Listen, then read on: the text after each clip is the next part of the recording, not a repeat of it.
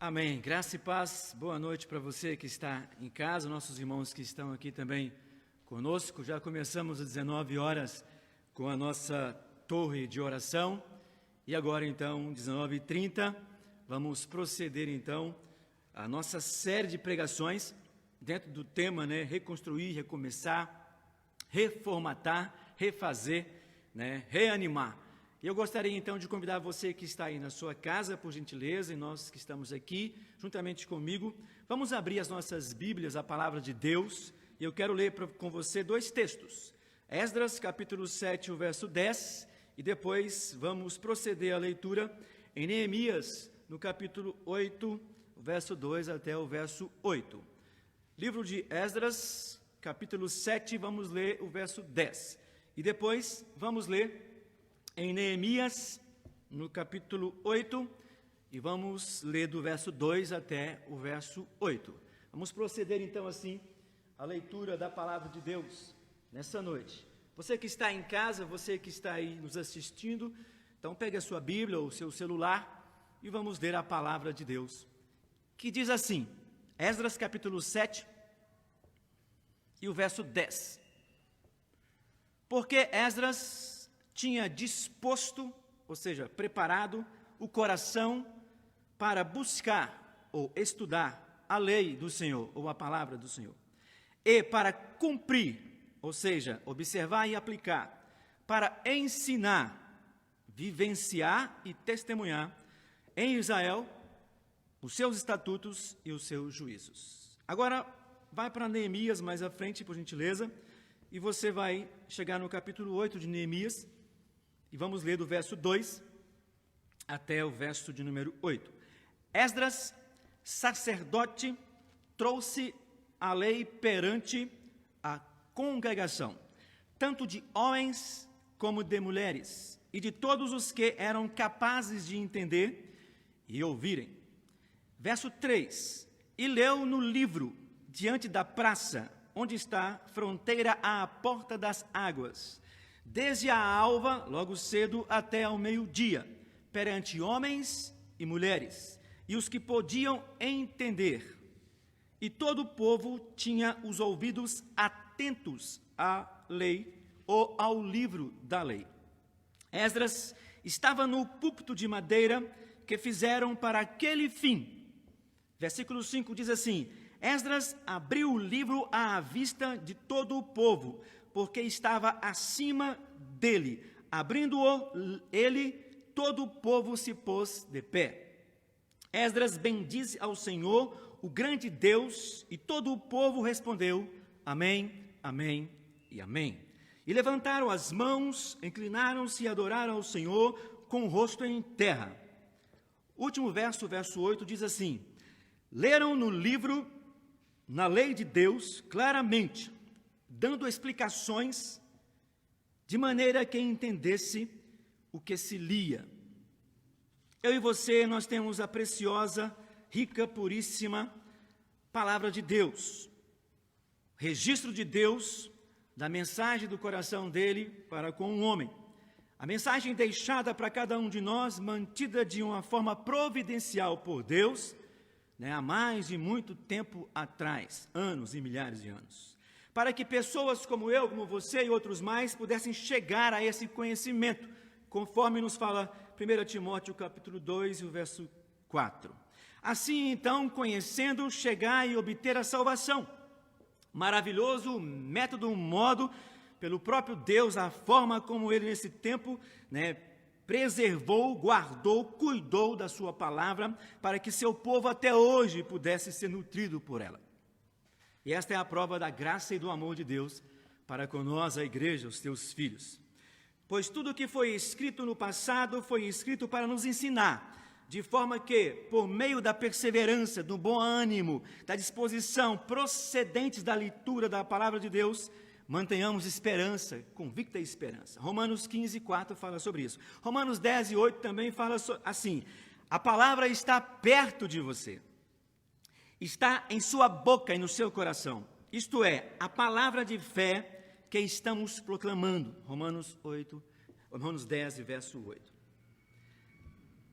Esse livro Esdras e o livro Neemias, que nós acabamos de ler, na maioria das Bíblias que nós temos hoje, esse livro está separado. Esdras separado, Neemias separado.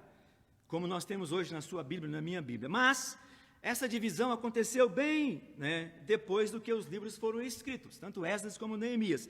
De forma original, esse livro era um livro só. E provavelmente foi o próprio Esdras, que era professor, mestre e sacerdote, que tenha escrito esse livro.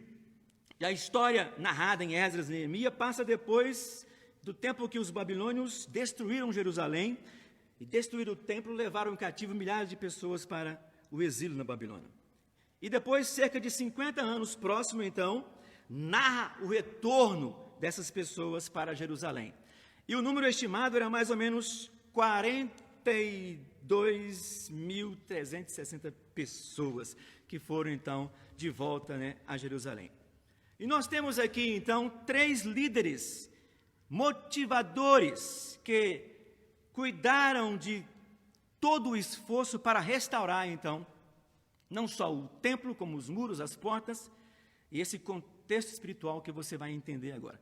Nós vemos Zorobabel, que significa plantado na Babilônia.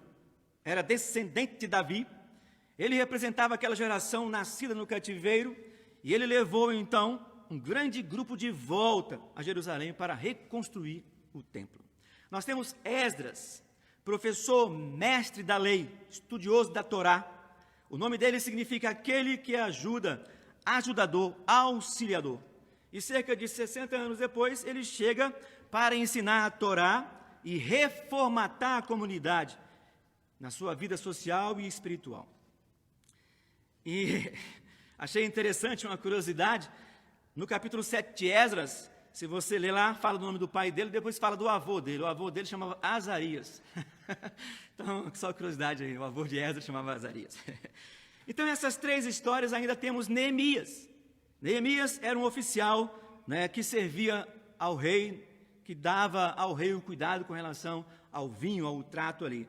E Neemias significa o Senhor tem confortado. E ele lidera, então, a reconstrução das muralhas, dos muros, lá em Jerusalém. Essas 3 histórias, elas têm uma projeção, elas estão sempre ligadas, estão sempre unidas. Mas vamos focar nessa noite em Esdras, professor, o mestre, o sacerdote, e depois um pouquinho no final em Neemias. Esdras, em seu desejo de coração, a disposição, conforme lemos aqui no verso 10 do 7, ele dispôs o coração em trazer uma renovação espiritual, social para aquele povo ali.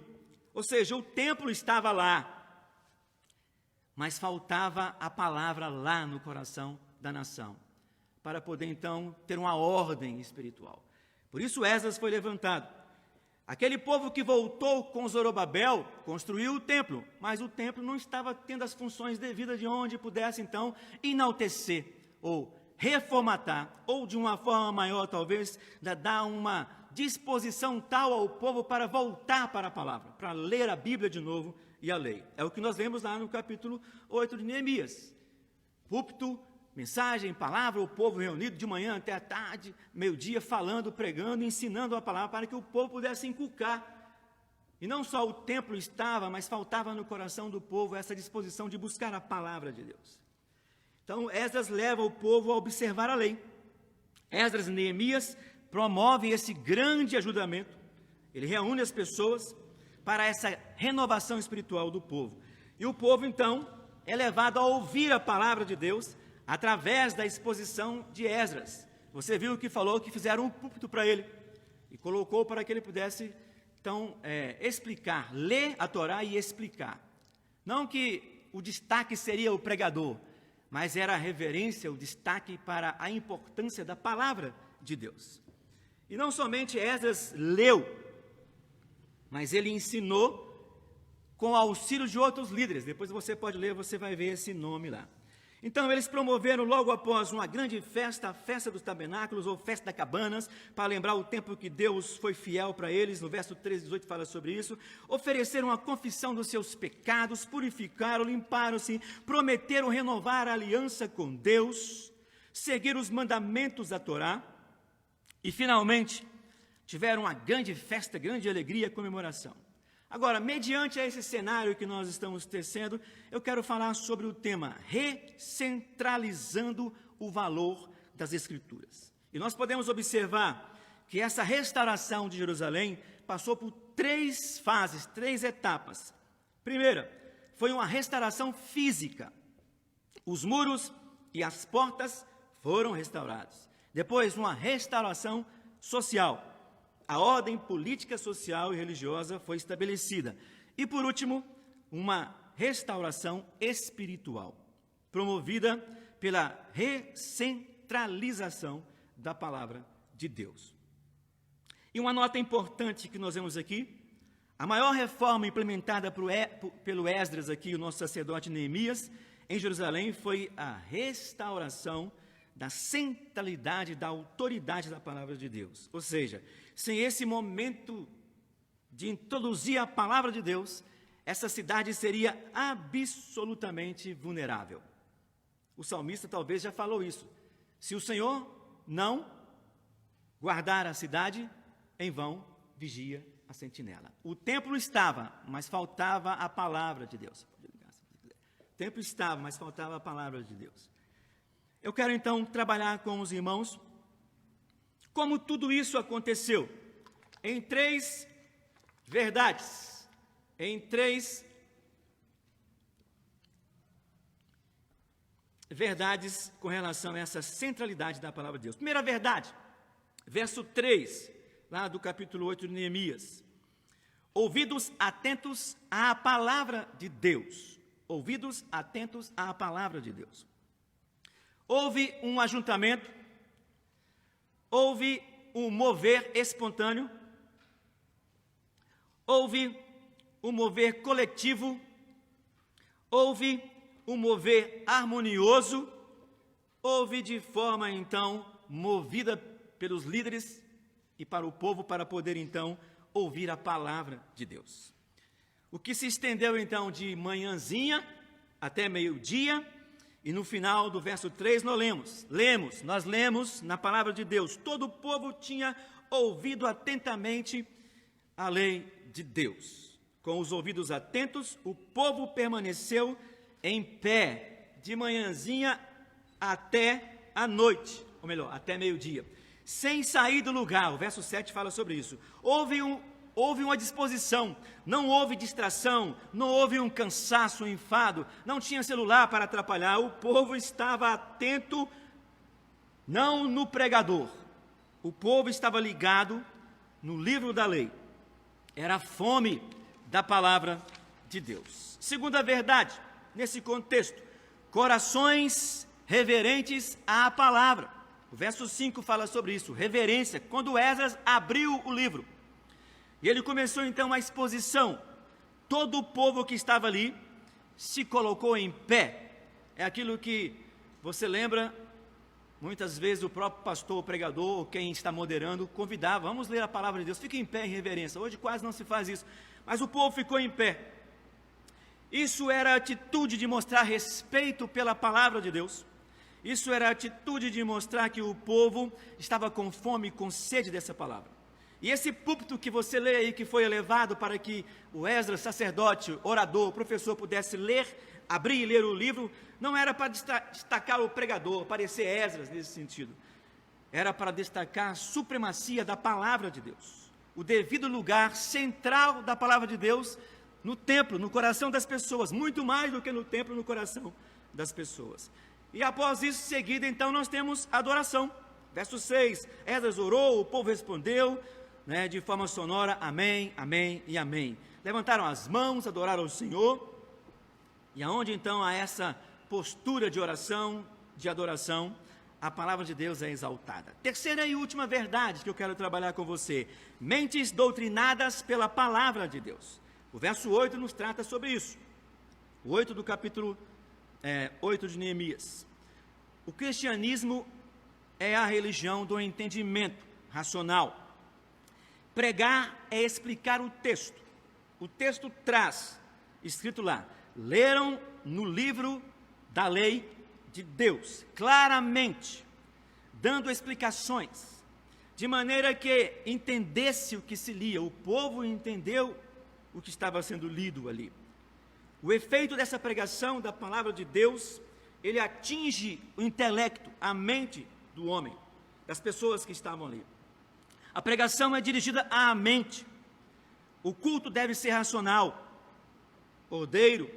Devemos apelar para o entendimento. Se você depois quiser ler verso 2, 3, 8 e 12 de Neemias 8, você vai destacar isso aí. John Stott disse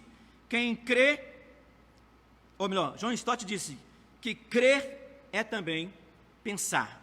Então, a mente tem que ser dominada, doutrinada pela palavra, de forma a levar você a pensar o que você está ouvindo e lendo. E dessa forma, então, o livro vai terminando. Só que eu tenho uma péssima notícia para você. Se você observar depois os outros versos seguintes no capítulo 8 de Neemias, houve um grande infortúnio, houve um grande desastre. Neemias, então, ele começou a andar por ali. Neemias começou, então, a andar, procurar para ver se o povo estava, de fato, fazendo algo que pudesse, então, confirmar que a palavra foi enxertada naquele coração. E ele começou pelo templo. E lá no templo, então, Neemias caminha pela cidade e descobre que todo o povo não estava cumprindo a aliança que eles prometeram naquela grande festa. Ele percebe que o trabalho de Zorobabel é desfeito no templo, porque as pessoas que estavam no templo servindo não eram qualificadas. As pessoas talvez ali estavam usando de forma outros adereços. As pessoas ali, talvez, como hoje, muitos pregadores lançam mão de algum tipo de artifício, adereço, para poder, então, atrair ou seduzir o seu público. E Neemias observou e viu isso. Ele não gostou, isso foi muito ruim ao seu coração, pesaroso. Depois Neemias continua e ele descobre que todo o trabalho de Esdras foi comprometido, porque Neemias começou a encontrar pessoas que estavam errando no cumprir a lei, a Torá. As pessoas não estavam preocupadas em cumprir à risca os mandamentos do Senhor, com relação ao sábado, aquelas coisas todas. E Neemias então foi ficando um pouco irado com isso, porque as pessoas não estavam cumprindo devidamente como deveria cumprir o trabalho. E muitos pregadores hoje ainda lançam mão ainda dos seus artifícios para poder então, de uma forma, atrair as pessoas e não trabalhar a essência da palavra nesse coração. Mas Neemias continua andando e ele vai vendo que afetou também o próprio trabalho dele ao redor das muralhas, pois as pessoas começaram então a montar as suas barracas, os negócios, os comércios no muro, a negociar no sábado, vender os amuletos, os deuses pagãos, e Neemias então ficou bravo com aquilo. E Neemias então ele começou a tomar atitudes, ele se calçou então de uma forma, ele disse dessa forma: não dá, eu vou ter que procurar esse povo. E Neemias ficou bravo, ficou irado. Neemias gritou com o povo. Neemias começou a ver que aquele povo era meio falso, que o povo estava usando outros tipos de possibilidades para poder então dessa forma camuflar, esconder a sua falsa religião. Neemias percebeu que o povo estava mudando então o seu contexto. Neemias percebeu que o povo usava todo tipo de aquarela que era diferente da vontade de Deus com relação àquele paganismo. Neemias viu que as pessoas começaram a perceber que poderiam se envolver num casamento misto. Cada um poderia fazer o que bem quisesse. Eu posso dar o tom, a cor, aquilo que eu quero na minha vida. E eles começaram então dessa forma a mexer, a pintar, a buscar, a tentar camuflar na sua alma uma forma talvez de poder mudar todo aquele contexto com relação à palavra. Neemias ficou irado. Neemias ficou nervoso. Ele acabou espancando aquelas pessoas, ele acabou batendo. Por quê? Aquelas pessoas perderam a centralidade da palavra de Deus no seu coração. Aquelas pessoas, de uma forma displicente, negligente, fria, apática, medrosa, distanciou-se então dos preceitos do Senhor. Não tinha mais lugar no coração daqueles homens, daquelas mulheres, pela palavra de Deus. E o pecado então começou a sujar aquelas vidas. O pecado então começou a camuflar tudo que era sagrado e colocando cada vida de uma forma um tanto desnutrida, distanciada do Senhor. Neemias então ficou dessa forma decepcionado. E o desfecho é dessa forma. A palavra não tinha centralidade. Mas então, eu e você sabemos que Jesus Cristo, ele veio no seu tempo hábil. E ele é o verbo, é a palavra. E Jesus tem o poder e a autoridade de limpar tudo aquilo que está sujando a minha e as suas mãos, para que você possa ter lugar à palavra. Jesus Cristo, ele tem o poder e a autoridade, por ser ele a palavra de Deus, de poder enxugar as suas lágrimas de medo, de limpar as suas sujeiras, o seu pecado. Jesus Cristo tem o poder e a autoridade de limpar você, de mudar a sua história de vida, de tirar tudo aquilo que está sujando você, de colocar a sua vida centralizada perfeitamente na palavra de Deus. Ele vai limpando, ele vai tirando, ele vai mudando a sua história de vida. Quando a palavra então é enxertada, quando a palavra então tem um lugar no seu coração e no meu coração. É lógico, ali houve uma festa. E eu e você sabemos que a palavra de Deus, ela é algo lindo e maravilhoso. A palavra de Deus, ela traz ao seu coração o brilho da essência daquilo que Deus quer que você faça. A palavra de Deus tem o poder para trazer a luz. Ela é a luz. A palavra de Deus tem o poder para fazer a sua vida brilhar. A palavra de Deus tem o poder para fazer aquele coração sujo e pecador brilhar de novo. E esse coração sujo e pecador, um dia, através da palavra de Deus que diz que o sangue de Jesus que tem poder, esse sangue modifica, limpa, transforma. Ele tira todo o pecado e faz o seu coração então ficar limpo, transformado. E esse coração limpo, transformado, ele tem a esperança e a certeza, porque foi enxertado, está totalmente formatado pela rica e preciosa palavra de Deus. E eu posso imaginar, para terminar, que aquele povo ali feliz e alegre, bem antes desse contexto de Neemias, eles vibraram, cantaram, celebraram. E talvez eles poderiam cantar uma canção, talvez como essa que você vai ouvir ou já ouviu. Eu posso ver aquele povo e ouvir aquele povo cantando então dessa forma, dando destaque especial à palavra de Deus, à centralidade dessa palavra. Quero ouvi-las mais outra vez, belas palavras de vida, narram tudo que Cristo fez, belas palavras de vida, elas vêm de cima, seu poder anima. Por quê? Que alegres são estas palavras de vida, que alegres são estas palavras de vida. E o povo poderia continuar cantando: só Jesus Cristo todos dá belas palavras de vida, sem Jesus salvação não há, belas palavras de vida, com amor te chama, para o céu conclama, que alegres são estas palavras de vida, que alegres são estas palavras de vida. Só Jesus Cristo é Salvador, belas palavras de vida, quer salvar todo pecador, belas palavras de vida. Ele vivifica e nos purifica, que alegres são estas palavras de vida, que alegres são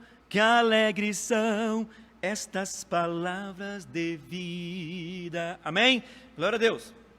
Era isso então que aquele povo deveria ter encontrado bem antes.